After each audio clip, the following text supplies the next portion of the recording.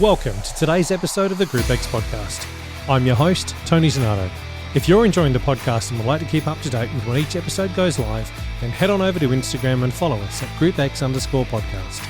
Today, I'll be talking to David Mouritz, trainer and presenter for Body Combat here in Australia. Why do you teach? Is it for exercise? Is it for your members? Do you still enjoy it?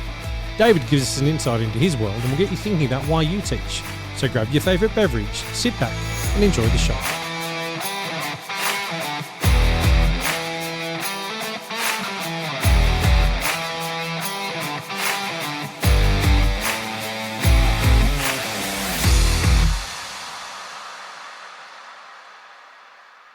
David, welcome to the Group X podcast, mate. It's good to see you. Thank you, Tony. Good to see you too. Mate, let's just kick off right from the beginning. I'm not going to try and intro you. I want you to virtually intro yourself. How did you get into group exercise, man? How did you get into the industry? How did I start teaching? How did you just find the fitness industry? How did you even get into the industry? My first experience with Les Mills ever was actually I'm from Western Australia. Yep. I've been here my whole life. When I finished my apprenticeship and blah, blah, blah, a few things happened in my life, I decided I was going away on a holiday. So I went away for like 6 months, I think, sort of traveling for 3 and then working in South Australia. I ended up because my sister was there. Yep. And I remember I went to a gym up in the hills in the back of Blackwood, it was called. And it must have been real fresh when Les Mills was sort of starting out. And I did a pump class. And I remember the pain of a track 7 lunge track that I'll never ever forget. That was my first experience with Les Mills. Yep. Funnily enough, I went because I had a crush on a chick that was doing the classes. So as you do, you go along. Yep. So I went to a few of those then, but I ended up leaving Adelaide, and then I didn't have anything to do with Les Mills for a long time until 2008 maybe. Yep. 2008, I started going to the gym again, got ripped. I like to say that because I'm not ripped now, but I was ripped then. You've got the father figure now, yeah? I don't call it a dad bod. Yeah. You're a father figure. Yep. Don't like to admit it, but it's coming. And I saw all these people going into the group room, and I was like, what's all this about? And I started doing classes, and I was like, man, this is awesome fun. This is heaps of fun. So I was doing like I remember I used to do triples all the time. So I used to do like a combat pump step or a combat pump balance. Like I used to just go and I think I did a Monday night triple. I definitely did a Saturday triple. There was a freestyle step class that I used to do. Yep. And then sounds really arrogant, but I remember I fell in love with combat. So that was I loved combat. I used to do combat on Monday night, Wednesday 6 a.m., Wednesday night, Thursday morning, Saturday, Sunday, like I would do it nearly every day. Yeah. I was absolutely fanatical. I downloaded, I don't know if I should say this because you know how you sign. Before I signed the contract, so it's all right. It's back in the days of like LimeWire and Pirate Bay. Yeah. I used to just search Les Mills stuff and I'd download all the attack music, the balance music, the combat, what you could find. A lot of it wasn't the proper music, but I used to have that on my phone. I used to listen to it. I could even remember the moves before I even trained. But anyway, I fell in love with combat. So I really, really like combat. And it sounds really arrogant, but I remember thinking to myself, I could teach this better than all these people. It sounds really arrogant. No. It turns out I was correct. Yes. Brilliant. So, hey, on that, can you remember who the instructors were whose classes you were going to, and are they still around? Yeah, definitely I can. So I used to, a lady that used to teach a heap of classes in Perth, her name was Donna Hamer. Yep. She used to teach pump combat. She taught pump combat were the main two that I used to do of hers. There was another young girl that used to teach at another club. Her name was Beth Hollett. And then the guy that originally trained me, Dave Baines, I used to do his Saturday morning class as well. Cool. Religiously, although he was never there, which I seem to have taken over that habit of not being there. But anyway, that's how I fell in love with it. Yep. And then I trained and love it. I think it's powerful how we go to classes and a program or an instructor can actually make you fall in love with what you want to do and what you're doing. You know, I look back at my own experience with, it was just spin back then before I went into an RPM class. I was over in Bondi Fitness First, and there was a freestyle instructor there, and I think it was Tuesday and Thursday mornings at 6 o'clock. I'd go, we'd line up because there'd be 50-odd people lining up outside the gym before it opened, and you'd rush to get in there and like push past old grannies and whatever to try and get past to get your bike. To get a bike, yeah. And I just remember the music was intense. It was a dark room. It was full on. And Pune, her name was, and she was just phenomenal until the day that my toe strap broke and my foot come out, and then the pedal come around and grazed the crap out of my calf muscle. And I got up and walked out of the room because there was blood everywhere and whatever. And I was like, yeah, I'm done. I remember then driving over the bridge to North Sydney where I was working at Optus and sort of patched myself up, and there was a class that was about to start, and I was like, oh, you know what? I missed out because I was only 10 minutes into that class. I want to give this a go. Walked in, and it was RPM. It was so different. And that's when I got hooked. Sitting in the... Mate, Les Mills have got it sus. Oh, they, mate, they know what they're doing. Shannon Cleary just would press play, and the personality that she had and the energy that was in that room was phenomenal. And it was blew my mind. And that was when I remember sitting there sort of going, oh, this might be all right. You know, I could give this a shot one day. And didn't say anything to anyone, just sort of kept going because, yeah, this is fun. It's better than what was happening at Bondi. And, you know, before I knew it, then Shannon's turning around going, oi, I think you should go and do the training. It's like, wow, yeah, okay. But it's cool how I think a lot of instructors, a lot of us come from being a participant, come from sitting in the room and going, yeah, there's something about that I want to do. Or as you said, I reckon I could do it better than them. Yeah, I'll say that quietly, Tony, but it's that silly. Look, everyone has their time. You know, there's I won't say dinosaurs because that means that we're dinosaurs too, but I think everyone moves on in their certain, you know, you can only I'm definitely past my peak. We only do it for a certain period of time and then we, you know, move on. Or do we? Or as they say in RPM, you retire to the bike. Yes. I was meant to retire to balance apparently, but that didn't happen. I guess what I'm doing in October. Your balance training? No, RPM. Oh, okay. Excellent. So you're going to stop throwing punches at nothing, and you're going to jump on the bike and pedal nowhere. No, I'm going to I'll keep doing it. I'll keep doing it as long as I can. Yep. Brilliant. But yeah, my body's starting to get pretty sore. Yeah. How old are you, if you don't mind me asking? I'm 43. I'm 44 in December. Okay, so we're of a similar vintage in that regards. I'm 45. 45, turning 46 in October. So yeah, a couple. Yeah, so you're definitely older than me. Yeah. Just, man. This is the Group X podcast. Your first training was combat? It was, yep. Yep. Where did you do your training at? I did my training at university, UWA. Yep. It's a funny story, actually, my training. I decided I was going to do it. Referring back to what I said before about all the music on my phone, I had all sorts of stuff. I was fanatical, Tony. Yep. I can't stress how fanatical I was. Like I was obsessed. Yep. Like yep. I've got an obsessive personality, but I was obsessed. Yep. And I couldn't actually do it when I wanted to do it because I was going away I went on this African trip. Yep. And it lined up exactly when in the middle of the module I was spewing. So I had to do the next module, which sometimes over here, like I'm the trainer now. Yep. And sometimes I only do one. There's been years I've done one. Yep. Like there's not many years I've done 4 every 3 months, like off every release. Yep. That because we don't have the numbers to do it. Yes. And I think the numbers in general are going down. Anyway, so it was combat. I did it at UWA, and you would know from Rach. Do you know the maximum number they have on a module? I think it used to be 15. Yeah, 16 is the limit. Okay, right? Yep. There was 24 people at my module. Jesus. 24 people. And I remember talking to the trainer afterwards, and he said, I think it used to been 18 or something. Yep. And they rang him up and they're like, oh, we've got a couple of people from the country. They're going to come. If we squeeze 2 more in, is that all right? And he's like, yeah, 2 more is fine. Yeah, whatever. Yep. And it ended up at 23. I think it was 23 people. Jesus. And it was chaos. I look back at it now and I don't know how he ran that module, because even with 16, it's full on. Yeah. Yep.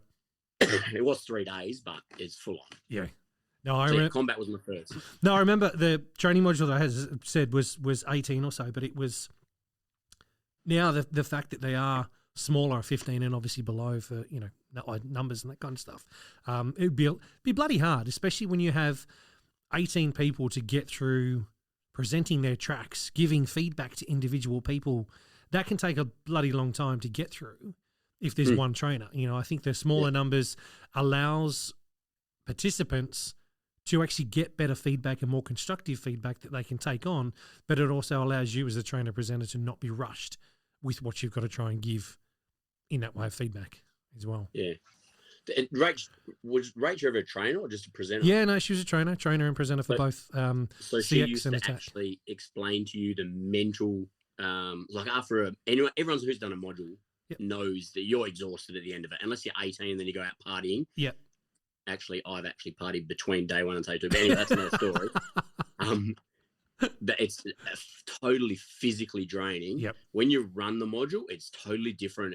It's a full mental fatigue. Like I come home after, especially day 1, and I just need to sit down for like an hour. Yep. And just like do nothing. Decompress. Yeah. I don't know if Rach was like that. I've spoken to a few other people. You get used to it. Yep. But I don't know. Maybe it's because I'm actually really empathetic that on the day I really want to give the participants or the instructors everything that I can to help them, to make it easy for them, to make them better. That it's actually, it's super draining. Yeah. I remember, and chatting to a lot of the others as well, that after day 2, after the Sunday, Monday, most of them would have the day off their normal job. Oh, or not teach or do anything, because it's like, I need to stop. I just need to have some me time again to go, no.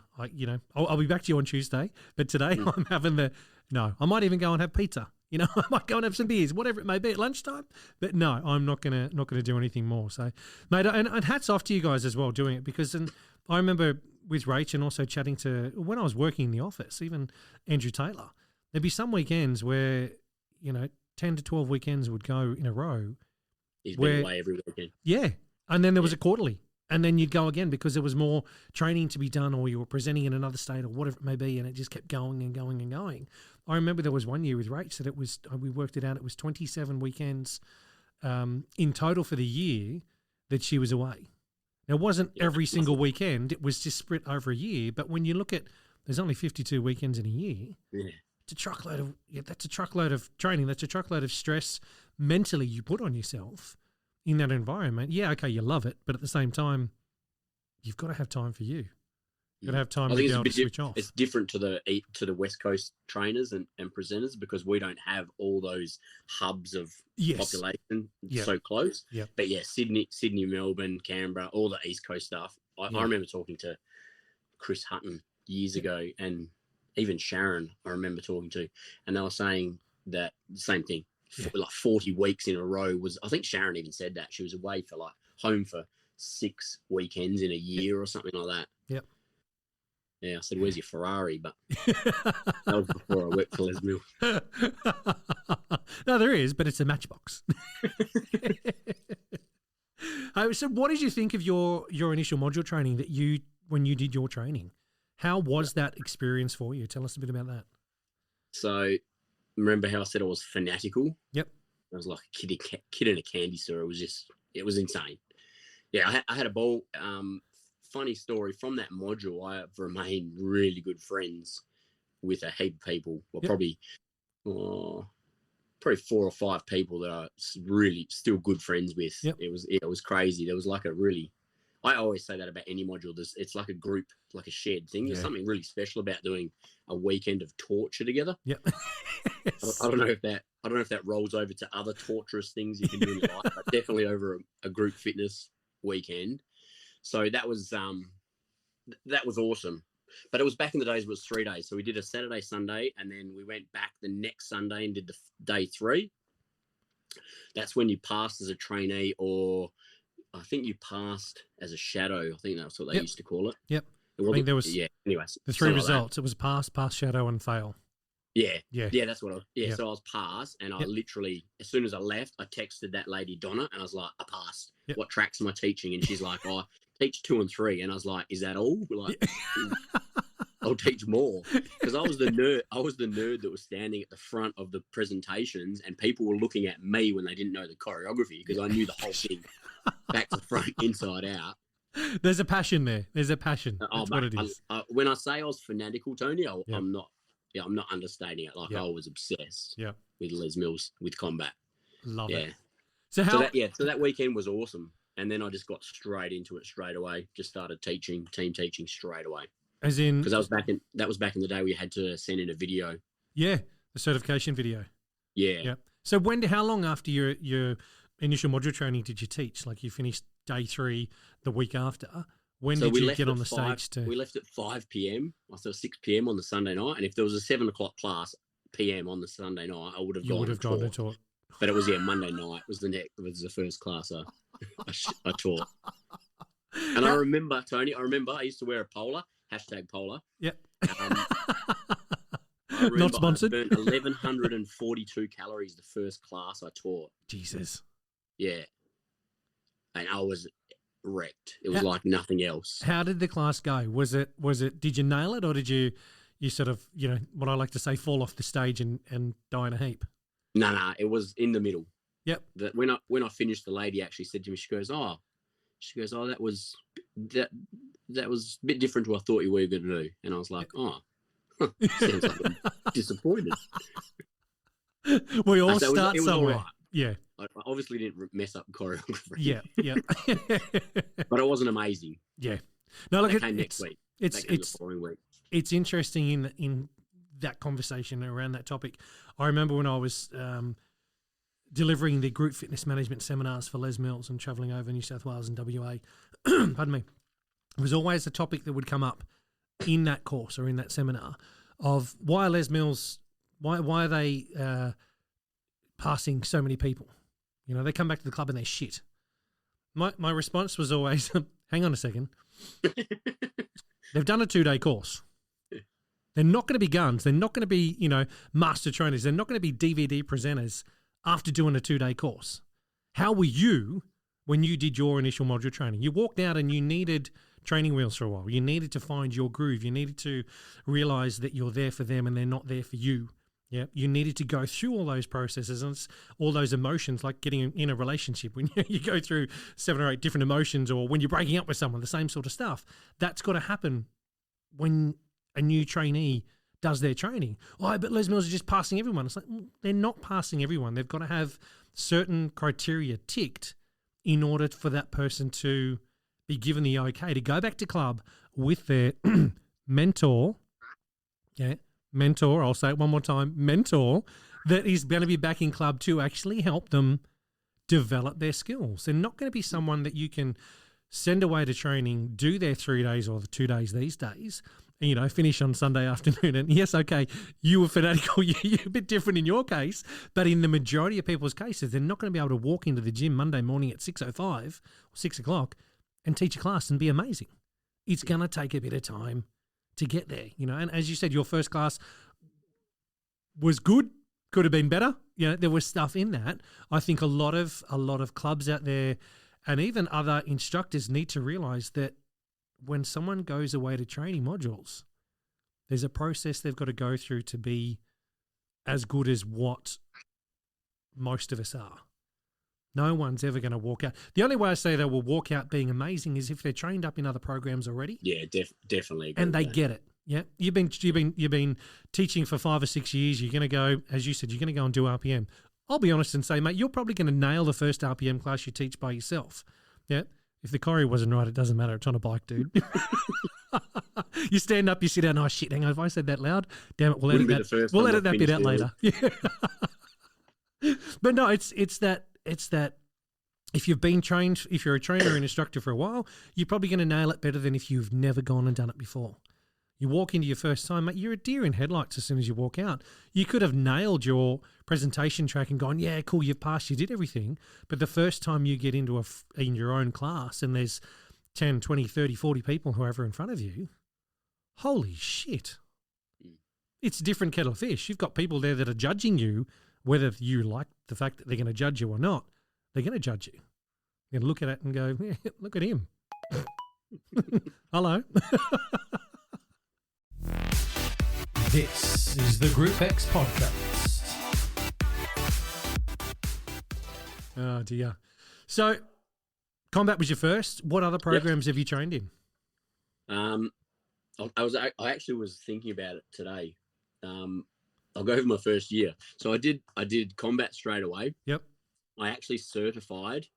You can't do it anymore, but I certified at AIM. Yep. Which was only like 3 months later, and I trained just before Christmas, like literally a week before Christmas. Yep.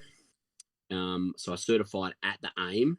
No, that's right. You couldn't certify AIM. I certified 2 weeks before AIM, and I got to do AIM. So I did AIM in that year. Then I went and did pump in the middle of the year. And then by the end of the year, I had done step as well. Jesus. Yeah. So within 12 months, 3 programs done. Yeah. Yeah, I didn't fully commit to step for a while. But when I say a while, like maybe 3 months. But at one point, I was teaching 3 programs and running a business, and I was just like, it was full on. What made you? I think the only thing that saved me on that was I'd already became a presenter, so I was getting combat early. Yep. So I had a month to learn combat. So really, I was only learning 2 programs in that 2 weeks. What made you go step? Oh, hot chick. No, remember it. Yeah, just so I could team teach with this certain girl. Now, remember I said I used to do step. I used to do a triple with a step in it, and then I used to do step. So step's cool, man. Step's good fun. Look, I've told this story before. I tripped over before the class even started and twisted my ankle. Yeah, I've actually heard you. Yeah, say that, it was a step without any bloody risers underneath, man. And I'll be honest, I never went back into that classroom again because I realised that I've got not enough coordination to step up and step back down. One of the most fun classes I've ever been on the floor for was at King's Cross Friday night. I can't remember who taught it. I know my girlfriend at the time team taught the class that I went to, but it was wild. It was literally like a pre-party for going out on a Friday night, and there was like packed. It was a packed class. It was like 70 people doing step, 60 people doing step. There was literally guys with their shirts off in party steps, swinging them around their head, woohooing. It was wild fun. This is King's Cross, of course. Yes. Yeah, King's Cross, Friday night. Mate, I just remember recently watching a video on YouTube of people doing double step. Now, where there's 2 steps, you're using your step and then the person's step next to you because you're twirling over. And, that just blows my mind. I can't even step up and step down on one, let alone these people chassing or whatever. It's crossed 2 steps and yeah, no. Mate, hats off to anyone that's a stepper because you guys are, I'll say, you're freaks in your own little world and you have a level of coordination that doesn't exist in this. I didn't last long teaching it. I think I taught it for a year. But I've always said that if you can cue step, you can cue any program. Yeah. Step's the hardest program to cue. You have to be on point. Yeah. Yeah. Jesus. But anyway, and I'm a big guy. I would have been like 93, 95 kilos on the step. So I was like an elephant doing step. And I purposely used to wear the short shorts as well. You were trying to pick up. Oh, that's brilliant. I love that. So that was my first year. And then I did CX when CX first came out. Okay. Yep. Not first when it first came out, maybe 5. I think I trained on 5. Yep. CX 5. Yep. What programs are you teaching these days? Combat realistically at the moment because the gym that I'm actively teaching combat and sprint. Yep. But the gym that I teach at, which is so handy, it's like 8 minutes away. Brilliant. They can their sprint license. So I haven't been actively looking for another couple of classes, but we'll see. Something always happens. What do you do full time? You're not a full time instructor, are you? No. Tell me a full time instructor that owns a house. Hey, look, back in the day, I remember back in 2003, 2004, I remember people that were teaching, upwards of 40 classes a week. Now, I don't think that happens anymore these days. There's no chance people could be doing that. Now, we were done back then. When they teach 15, I tell them they're crazy. Yeah. Actually, this might be a segue into something I'd like to talk to you about sometime now or later, might be better later, but about the actual the pay rates within group fitness. But anyway, we'll see. It might not be something relevant. No, that's definitely something I want to bring up. It's a topic I have earmarked for the Group X management series that is coming up. Yeah, Yep. cool. So not so much this stuff with individual trainers and presenters. I want to keep that on board around you guys and the experience with that kind of stuff. But it is stuff that I will be approaching in the Group X Management series, which will probably be early next year, that I want to bring up because I want to devote a lot of time to the whole topic around Group X Management, mate. So if you're keen to come on and have a chat with that later on down the track, more than happy to grab you and say, oi, get on. I'm happy to put my opinion. Not that it'll do much, but no, mate. Anyway. It's. I look at it as though they're topics that need to be broached. They're topics that need to be spoken about because, let's be realistic. Most of the people I know that are teaching now haven't had a pay rise since when I started in 2003. Yep, we're still on the same amount of rate that we're getting paid back then, or you've had a $2.50 increase or whatever the hell it may be. Looking at what's happened with, I could go into this for hours. We won't go into it now, but it is something that I want to bring up with a topic later on. So we will. I've never taught for money, so it's not really that relevant. But it's anyway. Yep. I just encourage the girl that does my classes, or she started doing my class, and she was awesome. And I said to her, "Why don't you train?" And she goes, "Oh, I've thought about it." And I was like, "Mate, you should train." Yep. I said, "You'll be awesome. You know the choreo." I said, "You got a great look for it. You'd be really good." Anyway, she's done it and she finished and certified, and she told me it cost her like $1,800. Yep. And the chains want to put you on 45 or less. Yep. And then you got to pay tax after that. You're $30. You do the maths. It's a year before you even pay back your initial. Anyway, if you're a second job, that tax rate's even higher. Yeah. Yeah. No, look, I will get you on to chat around that. I think we need to devote a couple of episodes to that topic because it will fire some people up, and those that are listening right now, stay tuned because it will be coming early in 2023. Yeah, plus, I would love to see the numbers of people that are actually training because I reckon there's 30-40% people less training. Yep. Look, just recently I set up a Facebook group called Group X Instructors Australia. And this I don't know, it's grown to about 700 people, which is fantastic. There's people engaged in there. It's not somewhere to find covers, but it is to discuss what's happening in our industry. I'll say that again. It's not to find covers. Find that somewhere else. I don't want to see covers and stuff out there. If I see them, I delete them straight away. They're not topics I want on there. People have got the shits with me about it, but I don't give a shit. It's not what it's about. It's about discussing certain things on there. Pays has been one, but certain different ways that we as instructors, what we're doing, why we're doing it, how we can do things better, especially now post-COVID as well. Looking at it, and there's one of the questions I asked on there was what time limit or what duration are you teaching classes? Is it 30 minute, 45, 60, 75? What is it? Still we're at 45 minutes. 45 minutes seems to be the longest duration or the most popular duration for classes. Then it was 60 minute and then dropped down to 30 minute, which was quite interesting because if I did that survey 3 or 4 years ago, I'd 60, say 45. Yeah, if not probably 30s because there were more 30s that were happening. So it's interesting to see that change that's going on in there at the moment and more 45-minute classes coming back. So they're looking at not the express, but a slightly different format for their classes. So, but if anyone's listening and wants to jump onto that, I'll give myself a plug there.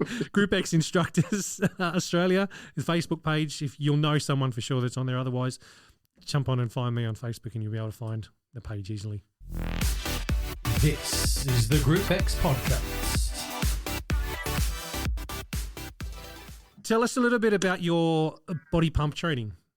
Where was that done? Was that in Perth as well? I've got a really interesting story about my body pump training, but I'll tell you about the training first. Yep. I did that one at my local gym, which is now still my local now. Yep. So that was just it was Fitness First back in the day. Fitness First in Aloo. Yep. At one point, that gym had just about every trainer in Perth teaching at it. It was like if you wanted to go to, anyway, every time you went there, you knew you were going to get a good class. Yep. But I did it there. That was Tanya Sabon. Yes. The dancing lady.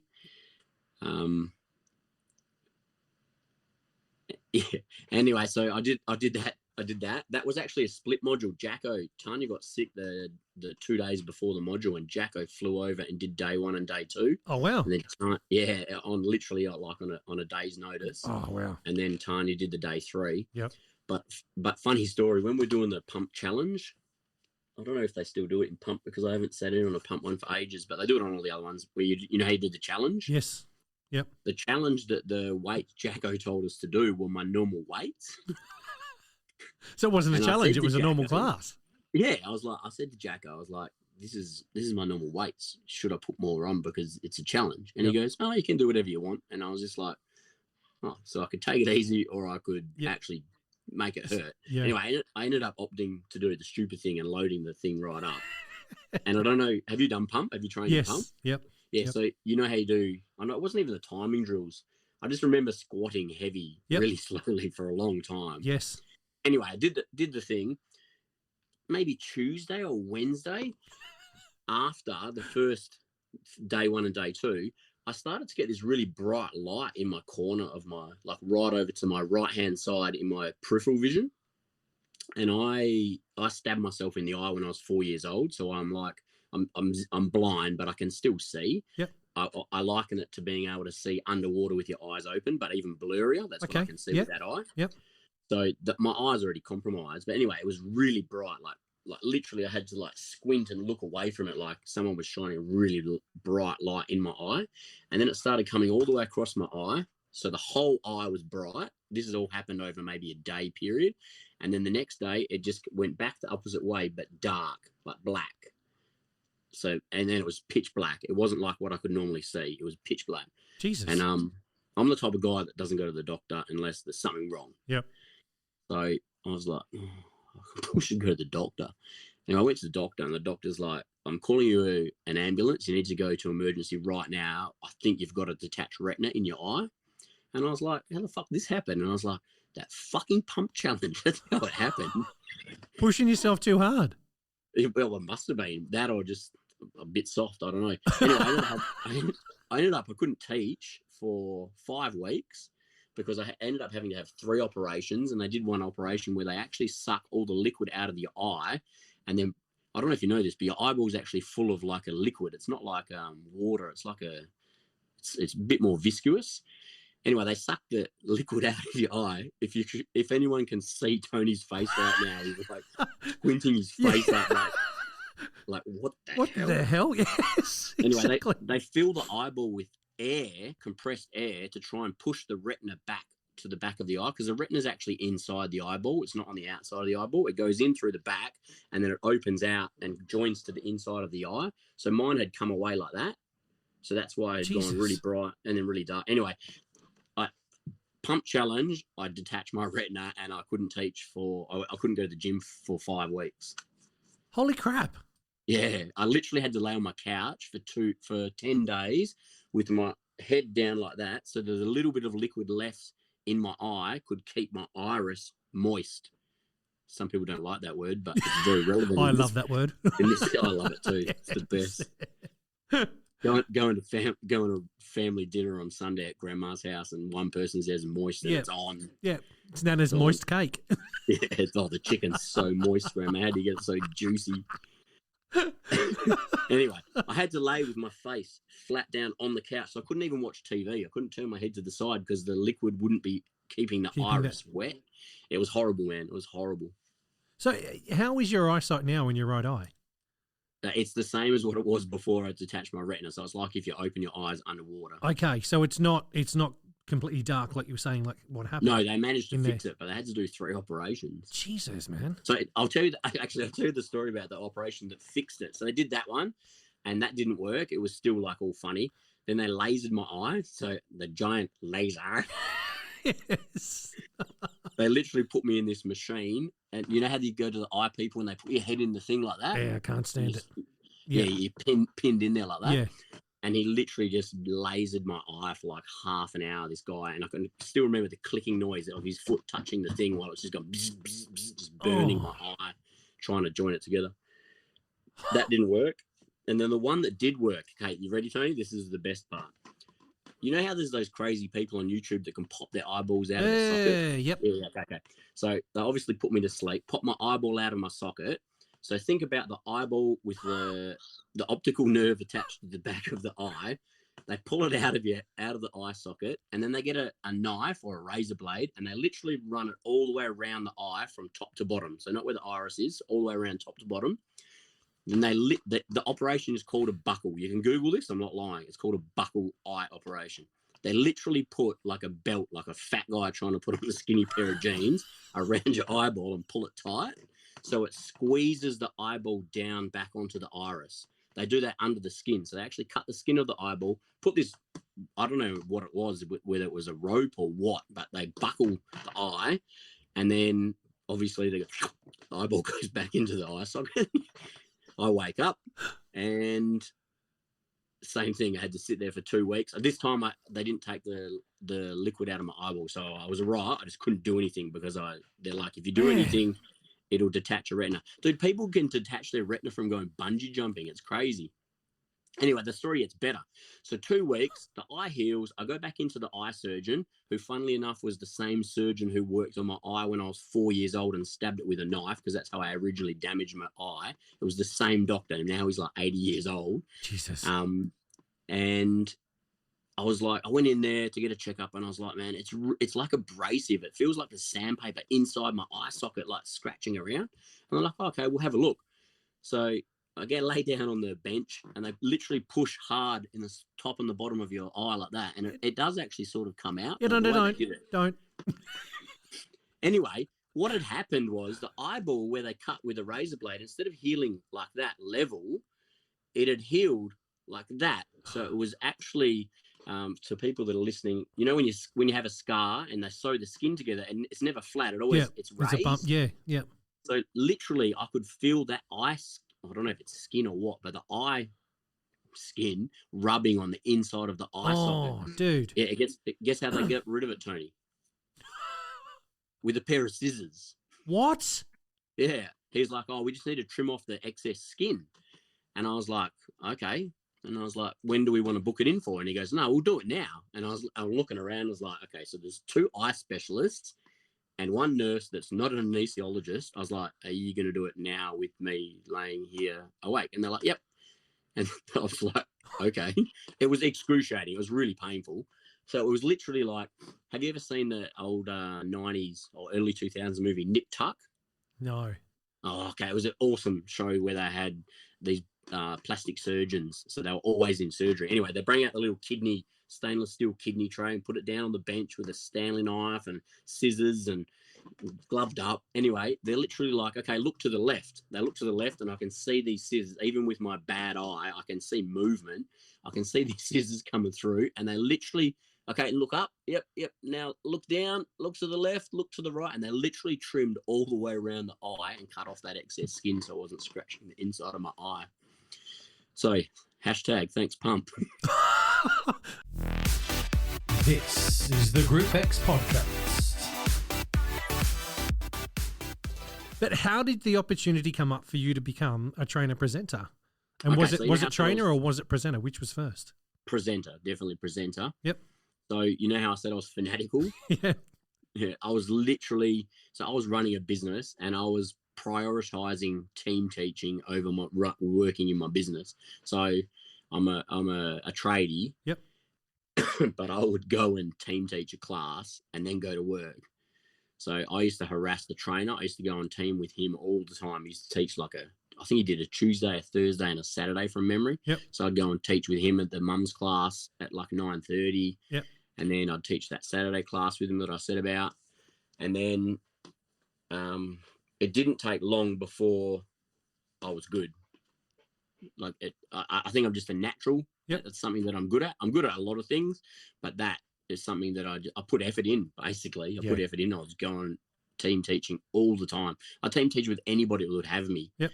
And then they were expanding the teams at the time in like 2009, maybe. Yep. 2010.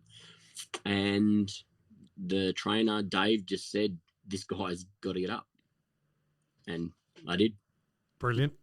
Yeah, so I was up. I think I shadowed the 3rd quarterly I ever went to. Wow. Yeah. Jesus. Yeah. Yeah. Thrown in the deep end, but away you go. Yeah, it was pretty much a year or just under a year. And I shadowed. That was back in the day where you had to like shadow for 2 quarters and then you got to teach 1 track. Yep. But anyway, it was also back in the time when you were supposed to be teaching for 5 years. So. Look, there's I will say this, there's a time and a place. Part of the journey that I have sort of understood from different people's journeys into the trainer presenter role, there is right place, right time. There is you've got to do your time. Everybody I've spoken to has had a bit of a different experience with it. You know, it's some people have known certain people in order to get in, that kind of stuff as well. There's all of that happen. But I think that everybody that I've spoken to that is a trainer or presenter or a trainer presenter is the right fit. I'm yet to speak to someone that doesn't fit properly. But they don't last long if they're not. Exactly. They get turned out. Yeah, those that are the show ponies that are, and I shouldn't say that, but the Pavarottis, and I told myself I'd stop saying that in the first early episodes of this season, but the Pavarottis, as you said, wean themselves out. They're not there. The show ponies don't last long because people won't put up with their shit. You know, they've come, they've gone. You know, there's this, we could probably rattle off a whole lot of names, but we won't because that's not appropriate, not professional. But there are people that are no longer around with us that were that sort of what's the word I'm looking for here? That type of person, that type of most of those people are just in it for themselves. Yes, they're not in it for other trainers, or they're not in it for the members that are coming to your classes and that kind of stuff. And as I said, they wean themselves out, which is brilliant. So you were a presenter first of all, and that was for combat. Yeah. Yep. How did the opportunity evolve then to become a trainer? Same as what it was for a presenter, really. It was just being in the right place at the right time. The guy who was the trainer, he just quit. He just said, I'm not doing it anymore. He quit, and he told the office, David's the guy who should train, and they started training the other girl, and then she quit as well. Yep. And then they asked me if I wanted to do it, and I was like, yep, I'll do it. Brilliant. How did your first module you did by yourself go? The first, when you're taking your training wheels off, this is the first module that you presented with, 10, 15, 18 people, however many were in front of you. Can you remember that? Yeah, I can remember. I'm just trying to think. There was one module that I had that was a bit of a shit show. One girl fully complained, but it definitely wasn't my first one. Yep. The first one was pretty big. I remember the first one was definitely 16. It was full, and it was I remember one of the presentations, I had 3 presenting groups, and they all had a shadow. So I was literally watching 6 people at once. It was horrible. Yeah, it was horrible. The first one was, we spoke before we started recording, that emotional, the mental drain. Yes. That was like nothing I had never felt before. I had a throbbing headache. Even in the modules that I was like sitting in on or presenting bits and pieces. Actually, the first one I ever did by myself, Tony, was in Queensland that Sharon sat in on. Sharon and Johnny sat in on that. Yep. But I don't know if that counts because that was like my sign-off module. But I remember I didn't eat like both days because I was just so busy. I had this throbbing headache at the start of day 2, and I didn't have any Panadol. And it was one of those gyms in the middle of nowhere. Yep. Actually, I remember as well, we were an hour late, and I rang Sharon at like 9 o'clock at night. I was like, Shaz, it says on this paperwork it starts at 8:30 or 9, whatever. Yep. And she goes, no, it's definitely this time. And we get there, and everybody was sitting down there. They'd been there for over an hour. Anyway, but the first one I ran by myself with nobody there, that was full. It was 16 people. It was back here in Perth. I did that thing with the 3 presenting groups trying to watch. Actually, I think they all had 2 shadows, Tony. So I think I was watching 9 people at once. Yep. It was horrible. But it went all right. Even though it was horrible, you went through the more not so much how was their experience, how was your experience? How did you're exhausted, but were you nervous as all hell? Did it land? Did it was it from what I remember, I was prepped, so I knew all the content. Yep. It was good. It wouldn't have been delivered the best because you just try. It's like your first class. You're just trying to get it. Exactly. So I can't remember who told me this, but when you deliver a module, it's exactly the same as delivering a class. Yep. There's the choreography, which is the content. Yes. There's the technique, and is the way that you present it. Yep. They're related to all this stuff. So I knew my choreography, but it obviously wouldn't have been amazing. Yeah. But I remember it was exhausting. But it was a lot harder back then as well, Tony, because that was only 2 days. Yep. So at the end of day 2, you had to give them an answer. Were they good enough, or did they have to do it again? Yep. And now with the 3 days, it's a lot more forgiving. I'm a lot more. It's so much easier to do, because if someone's not where they need to be, you can just sit them down and say, look, at this point right now, you're not where you need to be. You need to work on this, which is fine, because I always say at the start of any module that 2 days isn't enough for every single person to learn and change what they need to change. Yep. It is for most people, but sometimes you need a little bit more than 2 days. Okay. So if you get a reset, it's not a massive drama. It's just you need a little bit more time. Yeah. Combat, I believe, and I've never trained it's in combat. It's the highest fail rate. It has to be the highest fail rate. Well, it's so technical. There's so much you've got to learn. You know, Tony, what's body pump set position? Yeah. What's combat set position? Your hands here, they're here, they're here, they're here. Where are your feet? Your feet here. Yep. There's so much to know. Yep. And it's not RPM, getting on a bike. And you just got to round your shoulders a bit more. Yeah. Good. Brace your core. If Hang on, what? Your handlebars, that'll help you roll the shoulders. We shouldn't take the piss out of my program. How dare we? How dare we? No, we retired to the bike, remember? Yes, that's right. That's where I started. Jesus Christ, I did the back ass of 10, didn't I? Love it. So you're still trainer for combat at the moment? I'm still training for combat at the moment. I don't know how much longer I can do it for, but I'll be doing it as long as I possibly can. Yep. Are there more than one program, or that's just the one program you're a trainer for at the moment? That's the only program that I've trained and present for, yeah. Okay. Yep. I'm like a one-horse pony. No, that was like me when I was teaching. I trained in CX, I trained in pump, I trained in grit, I trained in sprint, but all I ever taught was RPM. Yeah. RPM was just like it wasn't hard. And I know that sounds so corny to say, because some people really struggle with it. I understand what you mean. But it just gelled and I got it. And I was like, you know, I could listen to the choreo, or listen to the music and read the choreo, and it'd just stay in there. You could say to me, Tone, get on a bike and, you know, RPM 15, track 3.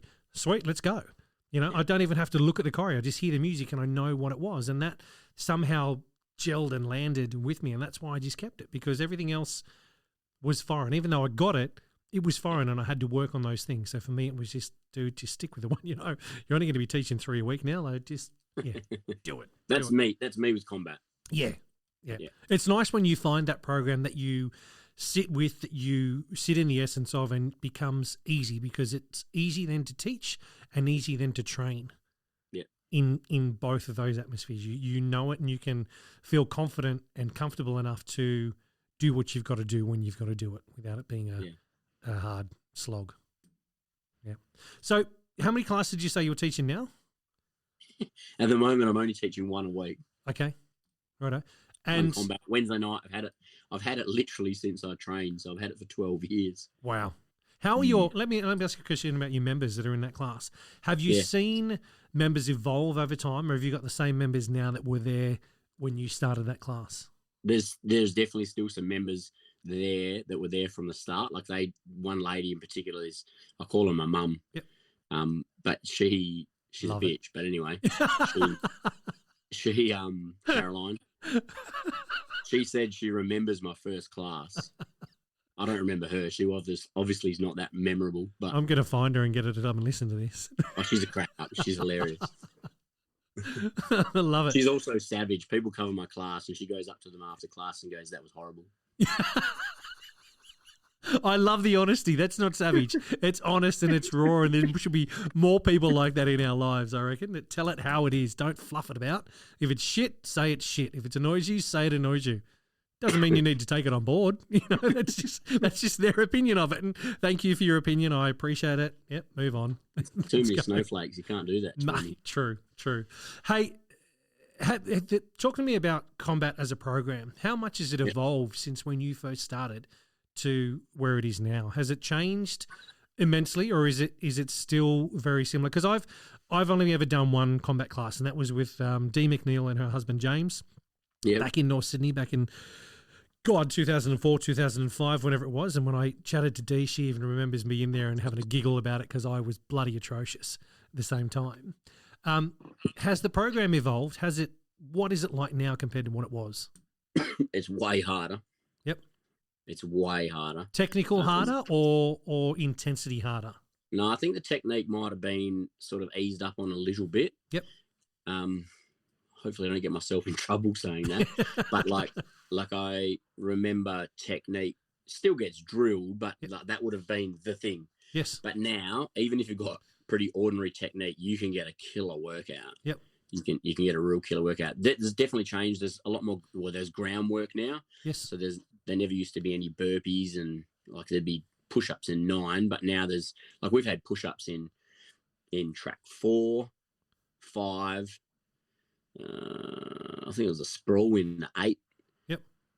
Like it's crazy. I think but that's obviously where all of the Les Mills programs have gone. Yeah. Like I did. There's an evolution of everything. Yeah, everything's harder. Yeah. Yeah, everything's harder. But obviously that's what the members want. They want a harder workout. It's always easy to go easier. It's always than it is to go harder. Yep. Does that make sense? Yeah. Like I remember at module, the trainer said, if you go at 100%, your class is going to work at 80. But if you go at 80, they're going to work at 70. Yep. So anyway. Yep. No, I like that. What age demographic are you getting in your classes in your gym where you're teaching at the moment? That's a good question. Not the young ones anymore. Yep. The odd one, but probably mainly, I don't know, 25 to 45, that sort of bracket. Okay. What do you think has deterred the younger ones? I don't think it's cool, maybe. I don't know. Yep. No, look, it's a topic that I've chatted to a fair few people around in the last, say, 4 or 5 episodes, because it's one thing that I'm chatting when I'm chatting to clubs in my position with Body Bike, or even the clubs that I chat to just for the sake of having a chat to a club when they ring up or whatever. There is different states have at the moment different struggles with getting people in, and the programs have evolved so much that Pump, for an example, the music that is in Pump these days doesn't gel with those that are in their 40s plus. And that's nothing against the program, because the programs still do what the programs do. But those that are in their 40s don't like some of the new music coming through. Yeah, they don't like the trance music and stuff. Yeah. Mate, let's be realistic. I don't listen to the radio anymore because I can't stand the music that's being played these days. I've got Spotify. To old school stuff. They still play the stuff that came out when we were in high school, Tony. Depending on which radio station you tune into. But then I feel like a really bloody old man. Well, you look like the type of guy that would listen to like Fleetwood Mac and that sort of stuff. How dare you? Have you actually listened to my playlist? Have you been following me on Spotify? I personally love that music with the big beat drops. Mate, it's what you need. Mate, I am very much into the 80s and 90s music, and what I'm enjoying at the moment is there on Spotify a lot of releases coming out from DJs using some of that older music, but in today's modernized it in that way, and I think it's fantastic, and I would love to see more of those tracks being used in the programs, because I know myself, if I walked into, as an example, a pump class at the moment and did a pump class, I would dare say that there's probably 60 to 70% of the class that I probably wouldn't enjoy because I can't gel with the music. Now, to me, exercise and music go hand in hand. So for me personally, not everybody out there, for me personally, I've got to be able to gel with the music in order to gel with the workout and enjoy what I'm doing. And that was one of the reasons I stopped teaching as well, because I got to a certain stage where the music that was coming through, I just couldn't do it. So you like the Fleetwood Macs and the... I don't even know all that other. Yeah. That's where I got COVID from. I went to a Fleetwood Mac cover band. That's where I got COVID. See, that was a cover band. That's where you went wrong. Well, I can't really get Fleetwood Mac together. Isn't the lead singer dead? Oh, mate, I don't know. Fleetwood Mac was good, but there's other bands out there. But no, that's one thing that I think is always a topic that is obviously be a challenge for Les Mills as well. They're trying to attract the newer crowd coming through. And I totally get that and totally respect that. And I think all of us as instructors and trainers and presenters get the fact that the music coming through is to accommodate a younger demographic and get them coming through. But we've got to make sure that we don't forget about those that have been doing it for 10 or 12 years. Yeah, because they're going to be like me, the old fart that doesn't enjoy the new music. Throw some of the older tracks in, mate, I'm going to love it. I'm not saying do every second track, but at least give me 3 or 4 tracks that are from the older releases. I know it's going to happen. I know that I'm going to be engaged again. And that to me would be right now the clubs that are struggling to get people in, advertise that you're doing some of the older tracks. See if that works to gain members coming through at the moment. We know COVID in most states, COVID has caused drastic drop in Group X attendance. You know, some of the clubs I'm talking to in Victoria have got 3 to 5 people in classes where before they were getting 30 to 40. You know, let's look at doing things different, or let's learn, give them tools, or give them a bit of guidance to say, hey, you know what, go back to some of the older releases. Use some of the older music and mix it up with the new stuff to engage your members. Let's get that sort of happening to see if that helps you. I don't know if it's going to, but give it a shot. What have you got to lose? Nothing. You've got members that are coming that are going to enjoy it no matter what, because they're there, they're engaged. Yeah. Some of the younger ones might be sort of going, oh, wow, hang on a second, I haven't heard that track before. But some of the older ones be going, hey, yeah, brilliant. Maybe that's going to work. Maybe that will, maybe Fleetwood Mac needs to come back. You can go your own way, Tony. Yeah. Oh, that was brilliant. You can go, yeah, well done. I like what you did then. For the young ones, that's a Fleetwood Mac song. Just they might not get it. Yeah. I'll put a link in the show notes just in case anyone's trying to find an 80s playlist. This is the Group X podcast. Do you remember Body Bake? I remember Body Bake. So I remember being in a module a quarterlies in Sydney. It was a big one. It might have been a Filex. Yeah, and there was this big group of people. I think it was, do you remember Igor? Yes. Yeah, Igor come up to me. We bonded in New Zealand. Actually, I didn't even come over this at all.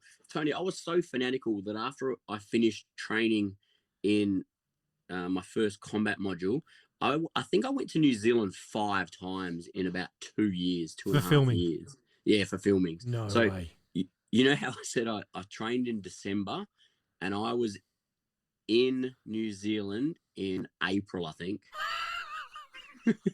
I love your passion, man. I seriously do. It's infectious. It's fantastic. In my, I don't know how many years I've been in the industry now, I never got an opportunity to go over. Oh, dude, it's amazing. Rach went over for filming. I don't think you can go anymore because they don't. They're not at the gym. No, they don't film there anymore. They're doing it in studios or wherever else. But even when Rach did her filming, I obviously went to the one in Sydney because the Sydney one was close by. But because Leah was around and Leah was so young, I stayed home and activated dad mode. You know, I was here doing that, but supported Rach from here when she went through it all. But, mate, I would have loved to have actually gone, especially the old studio for RPM, go in there and sit in that room and be part of it. Would have been It was awesome. Phenomenal. It was so cool. But we got off topic. Go back to Body Bake. Body Bake. I remember. We're still on topic.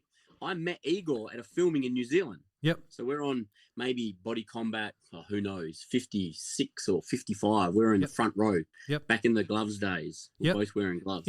So I met him there and a few of his friends. And then at this Filex, he's like, oh, come and have some. We got some food.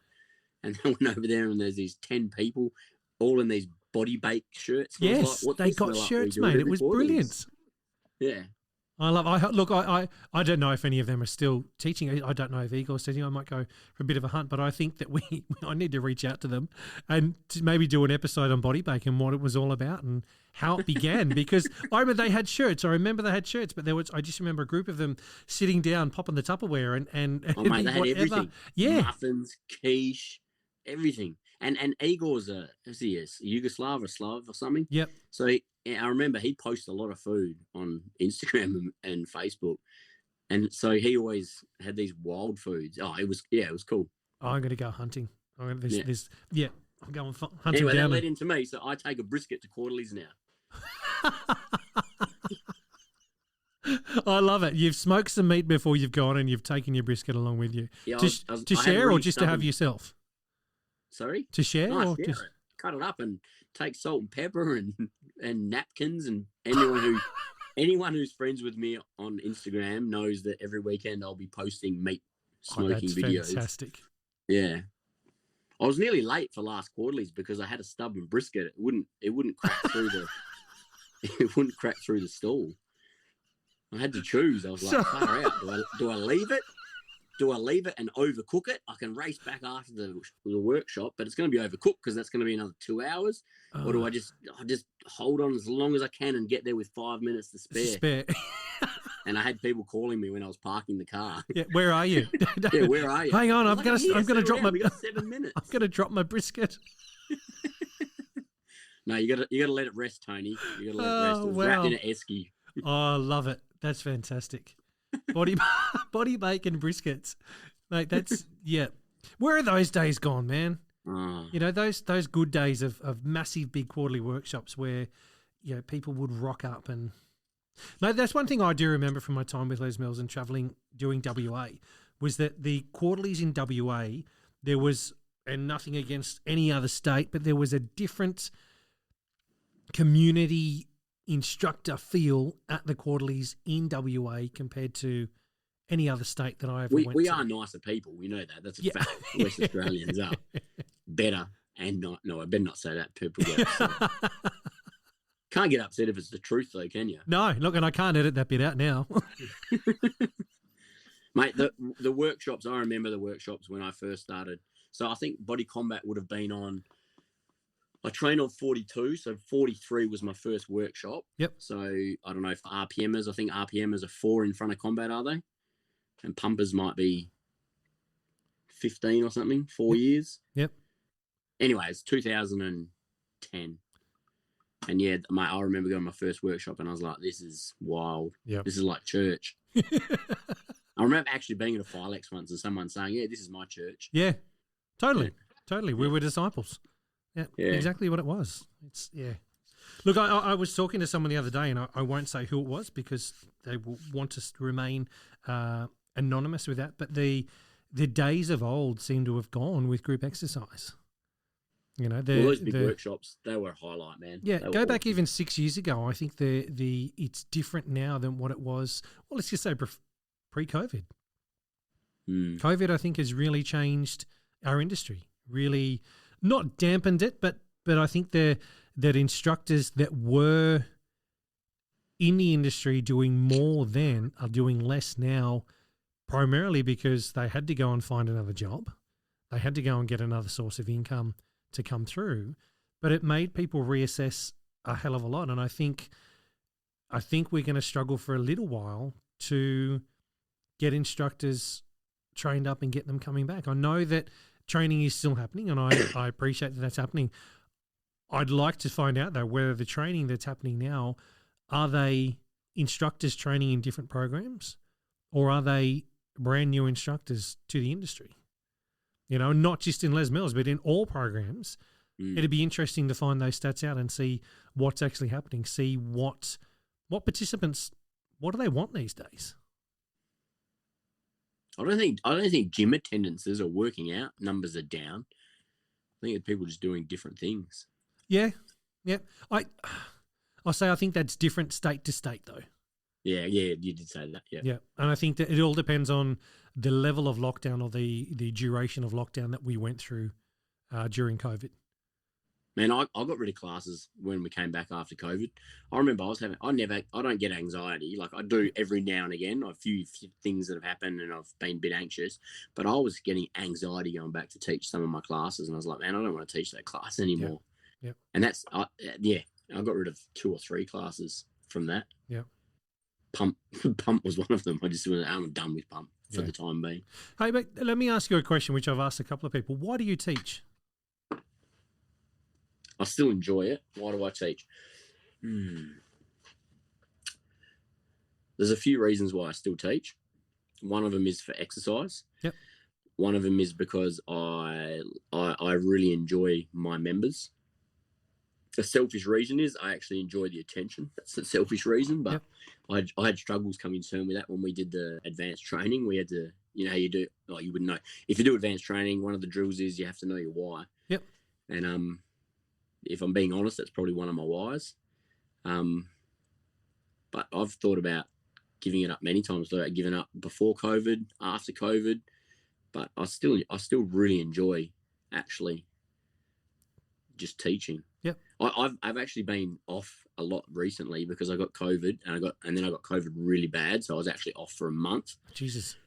Yeah, I taught one class and then my mentee, useless bitch, she failed and she had to do it again, so she needed another class. Yeah, you, Kate, you know who you are. So I only came back for 2 classes, one of which I didn't teach, and then I fell off a ladder and ripped my leg open, and I was off for another 5 weeks. Jesus, man. Yeah, so, but I was like, oh, am I still going to want to do it when I go back? And I went back, and I love it. It's Fair enough. From that, what does the future hold for you then? Well, I'm going to retire by 50, not 60 like you. What did you mean for group fitness? No, I suppose within the industry, what does the future hold for you within our industry? Are you hanging around? Are you going to teach till you're 60? Or teach till you're 50? Sorry, my phone was just you've just dropped me on my Jesus, man. That's why I'm on an angle now. I've always said that I would step down as a trainer when there's someone better than me to take over. Yep. So I am staying around until that point comes along. Yep. That's fair enough. And I think that's respectable. That's knowing when the right time to step away is. When you can see someone coming through that you go, cool, you know what? Yeah, I can actually hand it over to you now. I can step aside. I can still enjoy teaching without having to do the trainer presenter stuff or get to the stage where I tick enough boxes to go, okay, yeah, I'm done. I think it's and like we said about before, we didn't say it, but your priorities change when you have a family. 100%. 100%. So my son's that's the most important thing in my life. Yeah. And I gave up classes because I was not home. I used to do Saturday morning, awesome Saturday morning class. Yep. And I was like, I can't teach this class anymore. I'm missing out on seeing my son. When we, I don't know if I've mentioned this before, but when we left Canberra and moved back to Wollongong, I decided not to teach anymore. I wanted to be home. You know, I was happy for Rach to teach because she was still heavily involved in Group X management and Group X classes and all that kind of stuff. But I was working a body bike Monday to Friday that I wanted then to have my weekends with my daughter and with my wife when she and when can you teach? You can teach at 6 a.m. or you can teach at 5:30. Yeah. Yeah, and I didn't, you know, living in almost an hour away from where I work, I was happy to not teach anymore. I looked at that and went, yeah, okay, your body shape has changed, you've put on a bit of weight, but at the same time, do they need to be seeing a 40-year-old in Lycra on a bike? No, there's younger people and I can give them an opportunity. The Lycra is a choice. You don't have to wear a Lycra, Tony. Mate, this is a cycle class. You must wear Lycra and shave your legs. In sprint, you don't wear Lycra pants. Mate, I'll be honest, and for the last 5 years, I never wore Lycra anyway. I wore the shorts that had the Lycra underneath, so it was still... 6'6", Tony, you shouldn't be embarrassed to wear Lycra pants. Mate, I was never embarrassed to wear... If you know what I mean. I was never embarrassed to wear Lycra pants, if you know what I mean. Oh, mate, you're a crack up. I've enjoyed chatting to you. You're a dead set cracker. Mate, last couple of questions that I want to throw at you. What bit of advice can you give an instructor that might be listening that wants to improve or look to get into a trainer presenter role? Now, I've heard you ask a fair few people this question. So remember how I said I was fanatical? Yep. Yeah, I think if you're that passionate about it, just go and ask anybody who's any good for feedback, for advice, to team teach, go and participate in people. I don't like participating in people's class. I'm a bit selfish, probably because I think that I could do it better than them. I didn't say that out loud again. No, you did. It's okay because I totally agree with you. Yeah, that was one of the reasons why I always struggled going to somebody else's class.